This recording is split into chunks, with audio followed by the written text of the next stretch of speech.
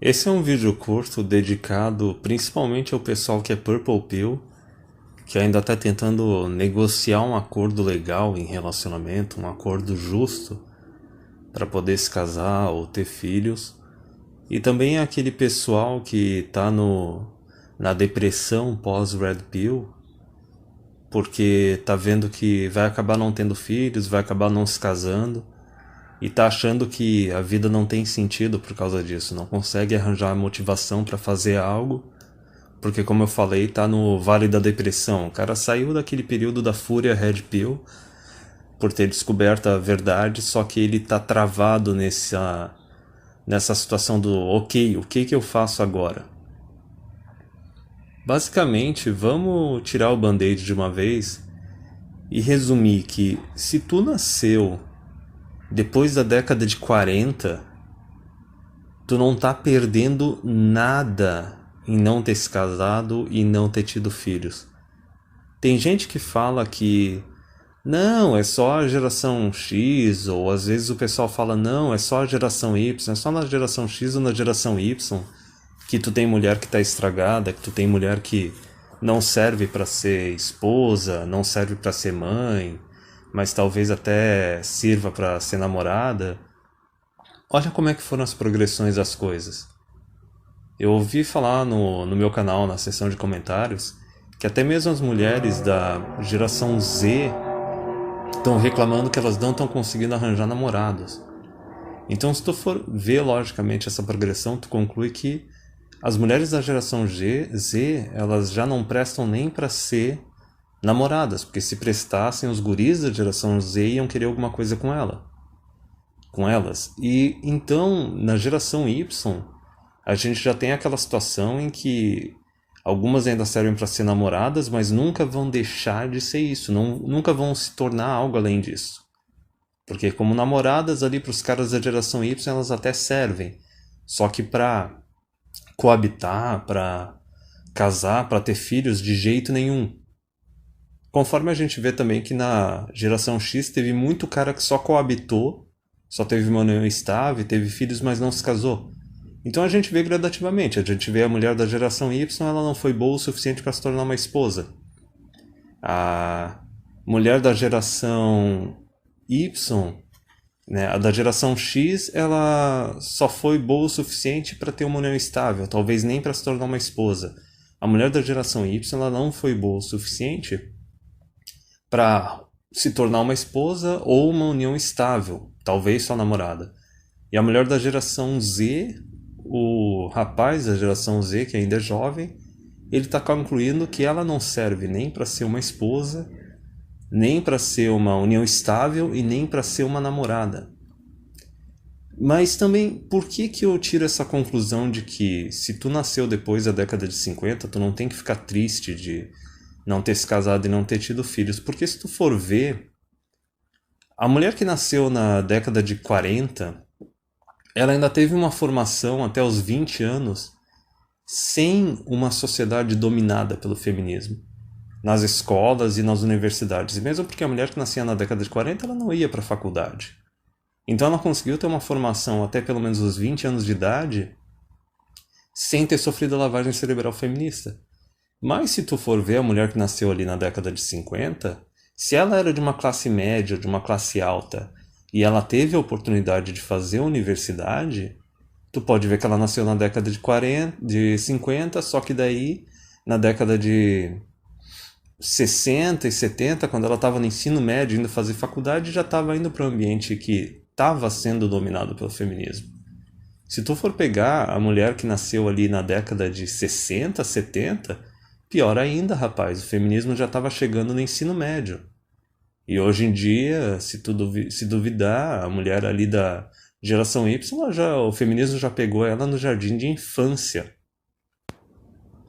Mas explicando um pouco mais detalhadamente, eu já discuti em alguns hangouts com o Newman e também com o Fox que se tu for analisar, colocando os prós e os contras, tu vê que a mulher, vamos ser bem diretos, a mulher da geração Y, ela, no geral, maioria esmagadora delas, são todas mulheres carreiristas E as que não são carreiristas têm grande chance de serem conservadias.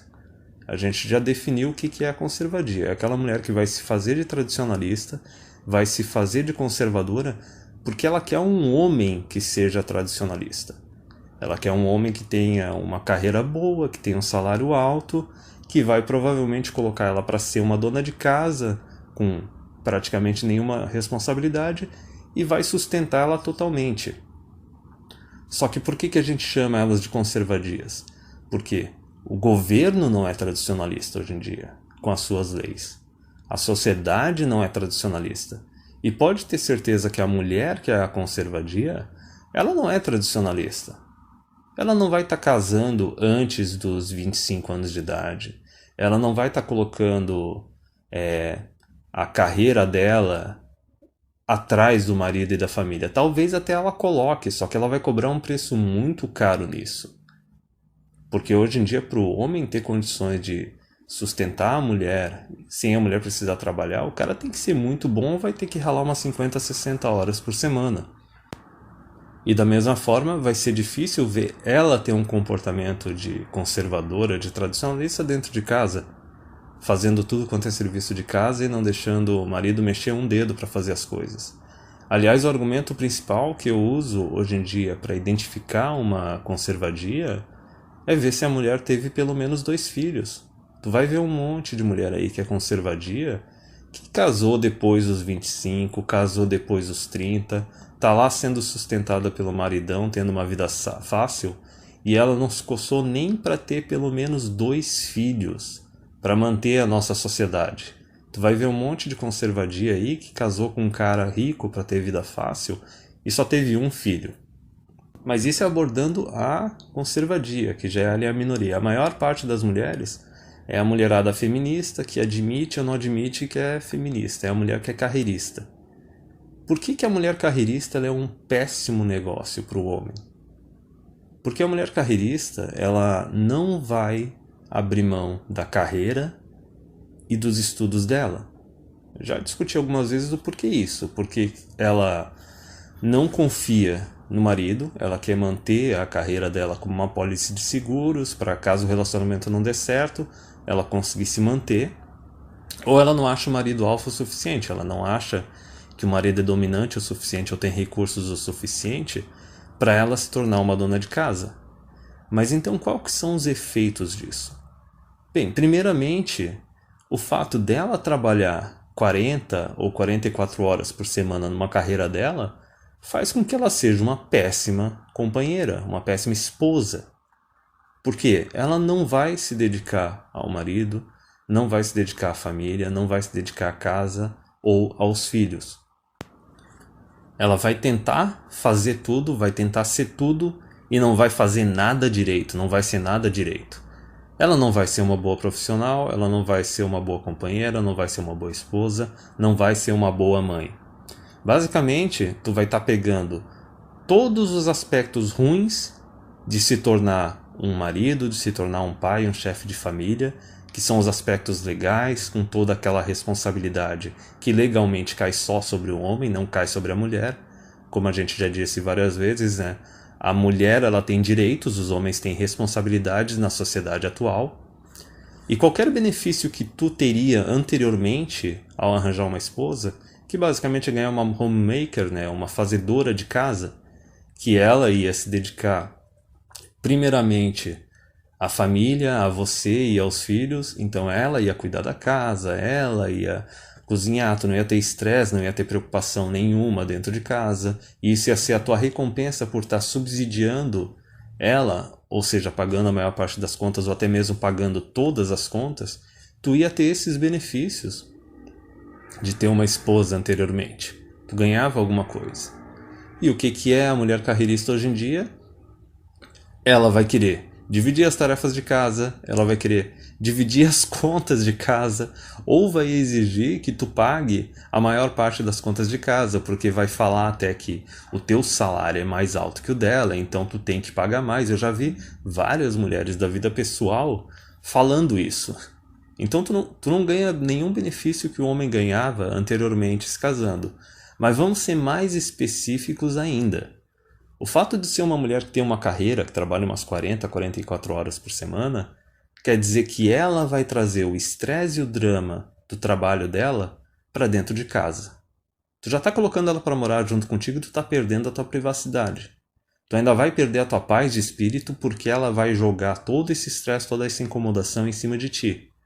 E tem outro detalhe ainda por cima.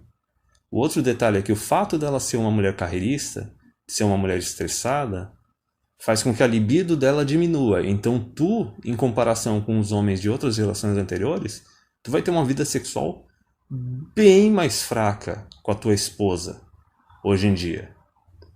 Então tu já não tem aqueles benefícios da mulher cuidando da casa, tu já tem uma vida sexual pior. O fato dela se dedicar à carreira e aos estudos dela também aumenta as chances de divórcio, e eu nem falei ainda da parte financeira.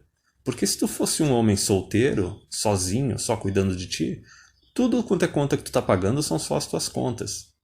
Se tu tem um imóvel com um espaço um pouco maior, tu pode chamar um amigo para morar junto, não tem o drama, tem a divisão de despesas, tem a divisão de tarefas, e tu ainda ganha um aluguel na faixa. Agora, me aponta para um cara que cobra aluguel da esposa ou da namorada que mora com ele.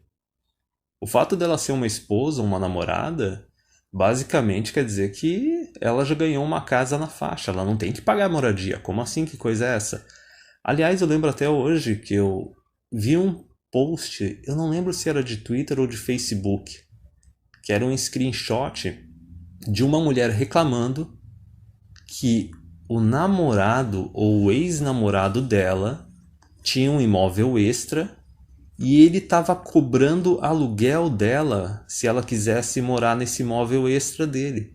Tava até dando um preço mais barato e tal por causa do relacionamento, só que ele estava cobrando aluguel de qualquer forma e a mulher estava achando isso inaceitável e reclamando nas redes sociais.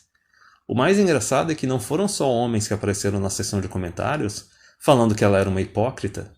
Até mesmo mulheres estavam lá falando que ela é uma hipócrita. Então, assim, gente, em primeiro lugar, tu não tem que sentir que tu tá perdendo algo.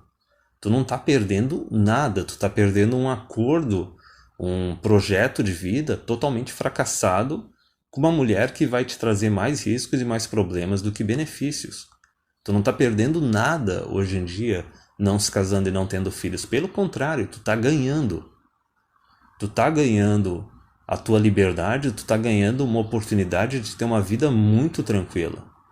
Porque, como eu já falei, não tem benefícios. Só tem riscos e só tem incomodação. Basicamente, se tu tá sentindo que tu tá perdendo algo, é porque tu não tá olhando a realidade. Tu não tá olhando a realidade, tu tá simplesmente olhando uma ilusão. Tu tá olhando uma lavagem cerebral que colocaram em ti desde quando tu era pirralho, que colocaram quando tu era adolescente, que provavelmente a tua família colocou isso na tua cabeça, a mídia principalmente colocou isso na tua cabeça, colocando aquela ideia de que o objetivo principal do homem é se casar e ter filhos. Se o cara não tem uma esposa, tem algo de errado nele, ele não se esforçou para conseguir aquela validação feminina. Ele não está cumprindo aquele papel social, aquele objetivo dele. Porém, talvez em gerações anteriores não fosse uma ilusão. Talvez em gerações anteriores realmente o cara que era casado, que tinha filhos, ele tinha um status maior na sociedade. Hoje em dia não. Talvez a vida dele se beneficiasse disso, se tornasse mais fácil, mais agradável. Hoje em dia não. Talvez as mulheres anteriormente elas eram mais aptas a serem boas companheiras, a serem boas esposas, boas mães. Hoje em dia não. Em todos os aspectos tu conclui praticamente o contrário. Então tu não tem que se sentir triste com isso, muito menos entrar em algum tipo de depressão. Tu pode talvez se sentir injustiçado, porque o contrato social, o acordo que está disponível para ti, é muito pior do que em comparação com gerações anteriores. Mesmo porque tu pode se sentir injustiçado, porque, como eu disse, o governo não é tradicionalista. As mulheres não são tradicionalistas, a sociedade não é tradicionalista, as leis não são tradicionalistas. Então por que diabos tu tem que ser tradicionalista? Eu até me surpreendi porque eu vi que em pleno 2018 ainda tem homens que, atualmente ou até alguns meses atrás, ainda eram aqueles trouxas que toda vez que saíam com uma mulher pagavam uma conta. Eu não consigo entender isso, eu nunca fiz isso, seja para peguete ou para relacionamento casual ou para namorada. De alguma forma eu peguei essa ideia da igualdade entre os gêneros muito cedo, e isso me prejudicou de certa forma, porque criou essa ideia errônea de egalitarianismo entre homens e mulheres, que ambos têm que ter os mesmos direitos, os mesmos deveres, e a gente vê claramente que na hora de ganhar direitos as mulheres ganham direitos, mas na hora dos deveres não. Porém, essa ideia da igualdade criou em mim uma visão de que tu não tem que pagar pela mulher, pela companhia dela. A mulher, ela tem acesso a estudo, tem acesso ao trabalho, e basicamente eu desde cedo, toda vez que eu via uma mulher que queria que o cara pagasse pela companhia dela, basicamente pagasse pelos encontros, tivesse um carro para pegar ela no lugar e levar depois de volta, basicamente eu via isso como prostituição. Eu via isso como algo que me enojava. Quer dizer, eu tenho que ficar pagando pela tua companhia? Que porra é essa? Só que isso não foi a vivência que alguma parte dos homens tiveram. Só que o lado bom é que a gente vê que de pouco em pouco eles estão aprendendo.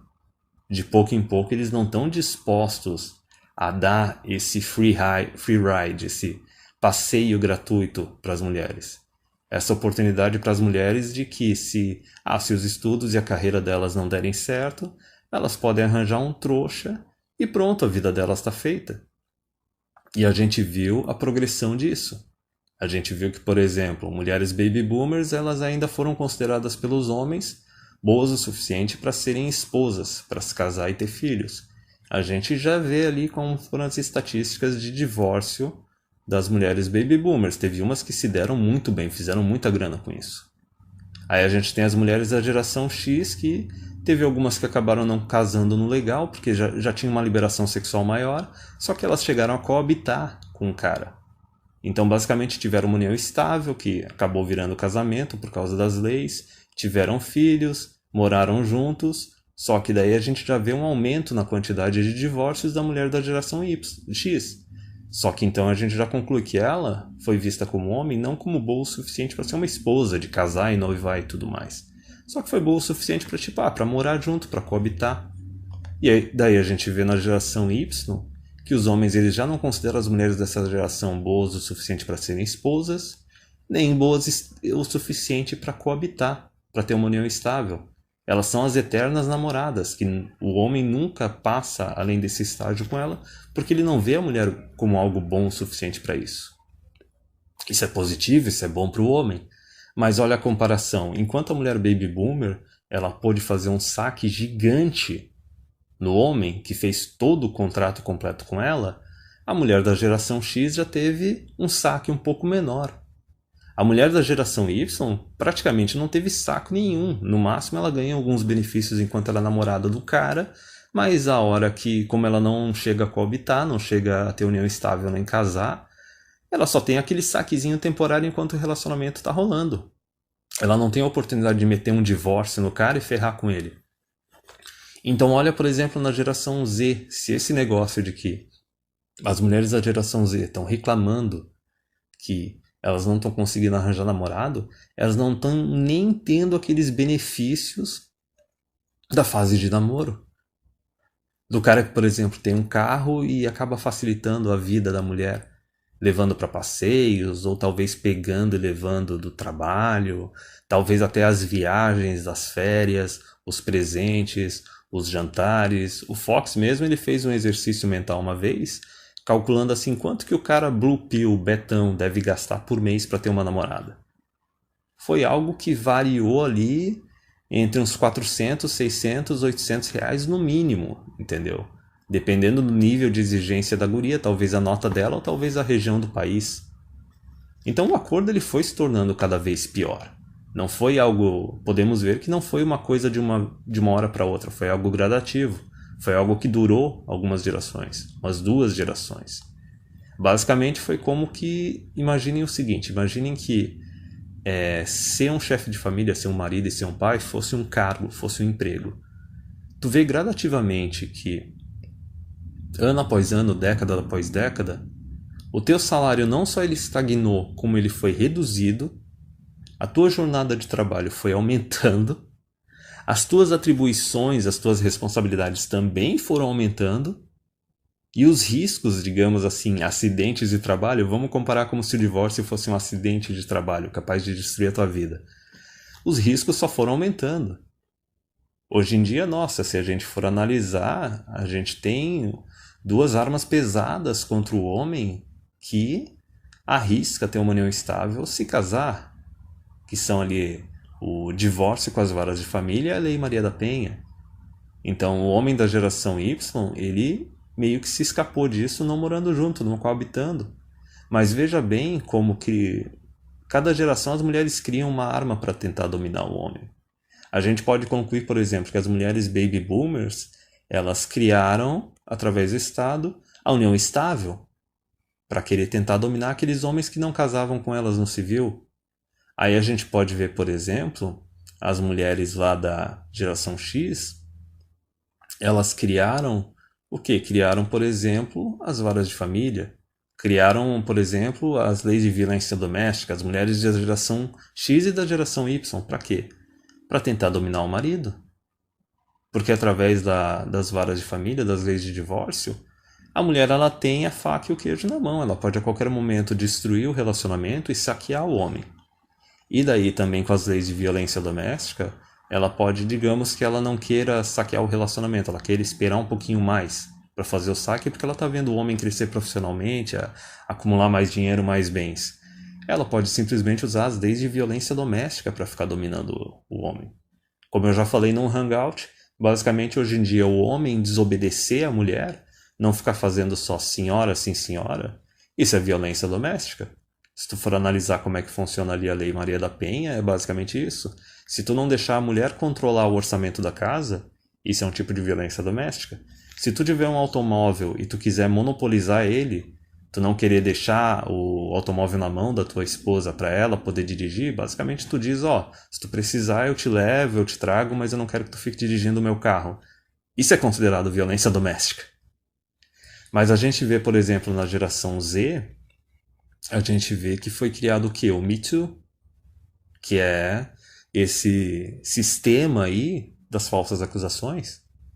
Então até mesmo quando está naquela situação do sexo casual, ou só namoro, que seria o caso da geração Z, já tem umas ferramentas ali da mulher para poder destruir, para poder dominar o cara. Hoje em dia tu pode fazer uma acusação de estupro depois de semanas, depois de meses, depois de anos que alguma coisa possa ter ocorrido, e daí obviamente não tem evidência nenhuma. A mulher simplesmente ela quer condenar e destruir o cara no júri social, não no júri legal. E para a gente ver também outra coisa, isso não está se restringindo apenas às mulheres da geração Z. As mulheres da geração Y que estão encalhando, obviamente elas ainda não conseguiram nenhuma lei nesse estilo. Mas elas já estão começando a ensaiar as ideias de que elas estão chegando aos 30, passando dos 30 e ficando encalhadas, e elas estão percebendo que elas não estão conseguindo um comprometimento dos homens da geração Y. Não estão conseguindo morar junto, ter uma união estável, estão conseguindo no máximo ter um relacionamento casual, ou no máximo assim, namorar, cada um morando na sua casa. E elas já estão ensaiando a ideia de que no relacionamento casual, se o homem transa com ela e não liga depois, não continua correndo atrás dela, tem que ter algum tipo de punição nisso. Outro detalhe, se o homem desenvolve um relacionamento assim de namoro, ou até mesmo uma peguete assim de algumas semanas, também tem que ter algum tipo de punição pelo fato do homem não estar se comprometendo com ela, não estar namorando, ou não estar pedindo em casamento, porque a mulher chegou numa fase que ela começa a usar o sexo dela para conseguir segurança e estabilidade. Ignore que a mulher ficou dos 15 até os 30 anos dando sexo só para se divertir. Quando ela decide que ela vai usar o sexo dela para conseguir segurança e estabilidade depois dos 30, ela acha que o homem é obrigado a dar essa segurança e estabilidade para ela, senão tem que ter alguma punição. Olha só que engraçado, né? O homem, ele acha que se ele tem um relacionamento com uma mulher, ele se dedica com uma mulher, ele acha que ele tem que ter direito ao sexo. justo, né? O cara se casa ou é um namorado, o cara tinha que ter pelo menos um sexo ali uma vez por semana. Mas a gente já tem até as estatísticas hoje em dia dos casamentos mortos, que eu acho que são 70% dos casamentos, são casamentos nos quais, pelo menos no último mês, o homem e a mulher não fizeram sexo, o homem tem que ficar consumindo pornografia. Eu acho até que a estatística era 50 ou 30% dos casamentos faziam 6 meses ou um ano que as pessoas casadas não estavam fazendo sexo. A mulher pode simplesmente desligar ali a chave do sexo e pronto, e o homem não pode fazer nada. Agora olha só a contrapartida da mulher também. A mulher, ela acha que porque ela está dando sexo pro cara, ela acha que automaticamente o homem é obrigado a se comprometer com ela, é obrigado a dar segurança e estabilidade para ela. Ué, aí tá meio contraditório o negócio, porque quem iniciou a revolução sexual, quem fez a liberação sexual feminina, foram as próprias mulheres lá na década de 60 e 70. Tu não pode desenvolver um negócio e querer só curtir ele quando te beneficia. Tem que ter o lado bom e tem que ter o lado ruim. Se tu vai pegar e seguir esse caminho, então tu tem que pegar tanto a parte jovem, que quando te beneficia essa liberação sexual, só que depois tu vai pegar a parte grossa e difícil, quando tu tá mais velho, e isso não te beneficia mais. Mas enfim, não adianta, cara. O acordo, o contrato social entre homem e mulher, ele foi se tornando cada vez pior. E isso tu pode ver que não é de uma hora para outra. Vejamos aí, Baby Boomers, geração X, geração Y, geração Z. Isso é uma novela de 4 gerações. E os homens acabaram aprendendo, eles estão aprendendo. Sabe-se lá o que vai surgir mais para frente. A meu ver, eu acho que a ideia vai ser o Estado cair fora dos relacionamentos, cair fora dos casamentos, ou os homens e o Estado fazer uma nova renegociação desse contrato, sem a participação das mulheres, porque a gente pode ver claramente que elas não sabem o que diabos elas querem. Até mesmo toda essa novela, agora que eu citei dessas 4 gerações, tem pesquisas que falam que as mulheres nos últimos, desde a década de 50 até hoje, a felicidade delas diminuiu, enquanto a dos homens permaneceu a mesma ou aumentou. Então eu acho que eu já esgotei todos os argumentos que eu poderia ter para demonstrar que, cara, tu não tá perdendo nada não se casando e não tendo filhos hoje em dia. Tu tá só ganhando, e essa é uma das escolhas mais racionais e mais sensatas que tu podia ter na tua vida.